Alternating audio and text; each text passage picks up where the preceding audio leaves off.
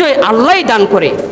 বিজয় আসে উপর থেকে, কারো অস্ত্রের জোরে, বাহু ডোরে, শক্তি বলে, বংশীয় মর্যাদার বলে, অথবা জনসংখ্যার বৃদ্ধির কারণে কেউ বিজয় হয়, মুক্ত হয়, আজাদ হয়, স্বাধীন হয়, স্বাধীনতা অর্জন করতে পারে, এমনটা কখনোই মনে করা যাবে না। ইদা জাআ নাসরুল্লাহি ওয়াল ফাত, যখন আল্লাহ তাআলার পক্ষ থেকে বিজয় আসবে, সাহায্য আসবে, ওয়া রাআইতান নাস ইয়াদখুলুনা ফি দীনিল্লাহি আফওয়াজা, আপনি দেখবেন মানুষেরা দলে দলে দলে দলে ইসলামের দিকে দীক্ষিত হচ্ছে, দলে দলে ইসলামের দিকে দীক্ষিত হচ্ছে, সত্য ন্যায়ের দিকে দীক্ষিত হচ্ছে, দলে দলে মানুষেরা ইসলামের দিকে আসছে। তো আমরা লক্ষ্য করেছি ছাত্ররা, কলেজের এই অল্প সংখ্যক ছাত্ররা ডাক দিয়েছে, এদের সংখ্যাটা কিন্তু প্রথম অবস্থায় এতটা ছিল না। আস্তে আস্তে ধীরে ধীরে ধীরে ধীরে আগুন যদি এক ঘরে লাগে, যেমন ভাবে ছড়ায় ছিটা আশেপাশের ঘরগুলাও পুরো ছারখার করে দেয়, তাদের ওই দিলের অগ্নিগুলা, আগুনগুলা দাউ দাউ করে জ্বলতে জ্বলতে আশেপাশের সব জায়গায়, সব দিলে এর প্রতিস্ফলন ঘটেছে। এর প্রতিটা হৃদয়ে এই আগুন দাউ দাউ করে জ্বলেছে, অগ্নি শিখার মতো, অগ্নি আগ্নেয়গিরির লাভার মতো, যার কারণে এই সরকারের পতন হতে বাধ্য হয়েছে, সরকার পদত্যাগ করতে বাধ্য হয়েছে। অল্প কয়েক সংখ্যক মাত্র ছাত্ররা এই সরকারের জুলুমের শিকার হয়ে যখন ডাক দিয়েছে এক দফার, তখন কেউ বসে থাকে নাই ঘরে। তখন ওলামায়ে কেরামও নেমেছে মাঠে, তখন নেমেছে ছাত্র শিবিরও নেমেছে, বিএনপিও নেমেছে, সাধারণ তৌহিদি জনতাও নেমেছে, সাধারণ ছাত্ররাও নেমেছে, এমনকি অনেক আওয়ামী লীগের নেতাকর্মীরাও পদত্যাগ করে রাস্তায় নেমেছে। কেন নেমেছে? উপর থেকে অর্ডার হয়েছে আল্লাহ একে পতন ঘটাবে, উপর থেকে ফয়সালা হয়ে গেছে, তার পদত্যাগ অবসম্ভাবী, তার পদস্খলন, তার দুনিয়া থেকে আল্লাহ তাআলা লাঞ্ছিত করার যে সময়, এই সময় এসে গেছে। এজন্য সবাই যৌথভাবে, সবাই মিলিতভাবে, সম্মিলিতভাবে এই ছাত্রদের ডাকে সাড়া দিয়েছে। এখানে পীর সাহেব বসে থাকে নাই, আলেম বসে থাকে নাই, ইমাম বসে থাকে নাই, ছাত্র বসে থাকে নাই, অথবা কোনো রাজনৈতিক দলের কোনো ব্যক্তিরাও বসে থাকে নাই, সবাই নেমে গেছে মাঠে, প্রতিবাদ করেছে। কেউ হয়তো জায়গায় বসে মিডিয়ায় প্রতিবাদ করেছে, কেউ মাঠে নেমেছে, কেউ সংসদে চলে গেছে, কেউ ঢাকায় চলে গেছে, কেউ নরসিংদী, অথবা কেউ যার জায়গায় থেকে প্রতিবাদ করেছে। যার কারণে এই সরকারের পদস্খলন ঘটেছে এবং সে পদত্যাগ গ্রহণ করতে বাধ্য হয়েছে। তাহলে আমরা বুঝলাম আল্লাহর সাহায্য ছাড়া বিজয় অর্জন হয় না। এখন আসুন সামনে আয়াতের বাকি অংশে আল্লাহ তাআলা কি বলেন এটা আমরা জানি। আল্লাহ বলেন, ইদা জাআ নাসরুল্লাহি ওয়াল ফাত ওয়া রাআইতান নাস ইয়াদখুলুনা ফি দীনিল্লাহি আফওয়াজা ফাসাব্বিহ বিহামদি রাব্বিকা ওয়াস্তাগফির। সুতরাং যেহেতু আল্লাহ তাআলা আপনাকে বিজয় দান করেছেন, ফাসাব্বিহ বিহামদি রাব্বিকা ওয়াস্তাগফির, আপনি আপনার রবের প্রশংসার তাসবিহ পাঠ করেন, ওয়াস্তাগফির এবং ক্ষমা প্রার্থনা করেন। আপনি আপনার রবের তাসবিহ, হামদ এবং আপনার রবের কাছে ক্ষমা প্রার্থনা করেন। তিনটা শব্দ এখানে পাওয়া গেছে।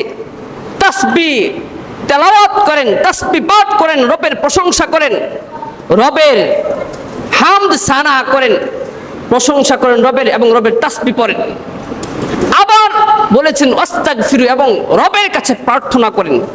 এই যুদ্ধ চলা অবস্থায়, এই সংগ্রাম চলা অবস্থায়, আন্দোলন চলা অবস্থায় হয়তো জুলুমের শিকার হয়েছেন, অথবা কারো উপর জুলুম হয়ে যেতে পারে, নিজের অনিচ্ছা সত্ত্বে কিছু ভুল হয়ে যেতে পারে, এজন্য ক্ষমা চান।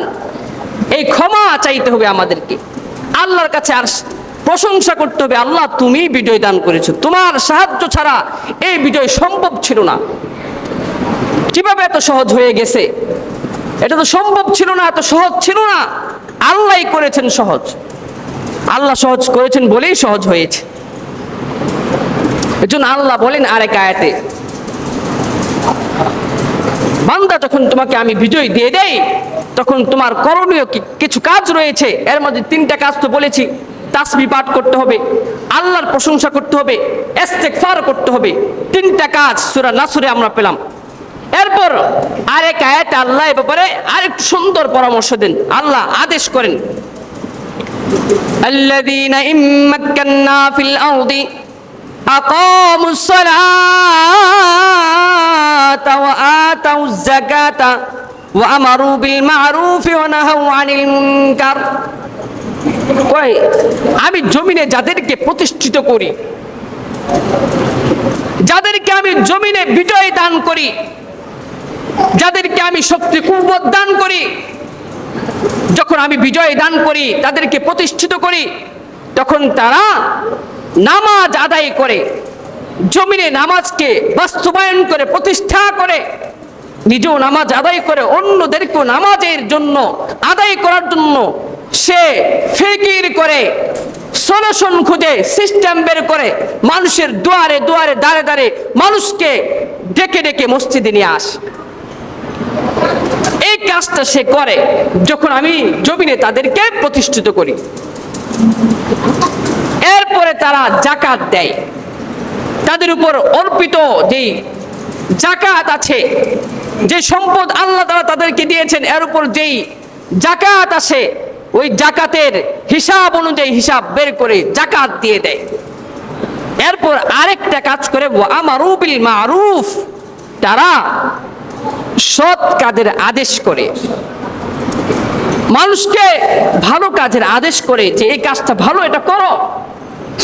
এবং ওয়া নাহাউ আনিল মুনকার, এবং অসৎ কাজ থেকে, খারাপ কাজ থেকে, নাজায়েজ কাজ থেকে, নাহক কাজ থেকে বিরত রাখে, বাধা দেয়। যাদেরকে আমি জমিনে প্রতিষ্ঠিত করি, এখানে তারা 4টা কাজ এখানে পাওয়া গেছে। কয়টা কাজ? বিজিত হলে, বিজয় অর্জন হলে, আল্লাহর পক্ষ থেকে সাহায্য আসলে, তখন বান্দার উপর এই 4টা কাজ জরুরি। 1 নাম্বার নামাজ প্রতিষ্ঠা করা, 2 নাম্বার যাকাত দেওয়া, যাকাত প্রদান করা, তার অর্জিত মালের উপর যে হারে, যে পরিমাণে যাকাত আসে, অর্থাৎ লাখে 2,500, শতে 2.5 টাকা, এই হারে সে যাকাত দিয়ে দেয়। এবং সৎ কাজের আদেশ করে, অসৎ কাজ থেকে বারণ করে। এই হলো 4টা কাজ এখানে আমরা পেলাম। তাহলে বুঝলাম বিজয় আল্লাহই দান করে।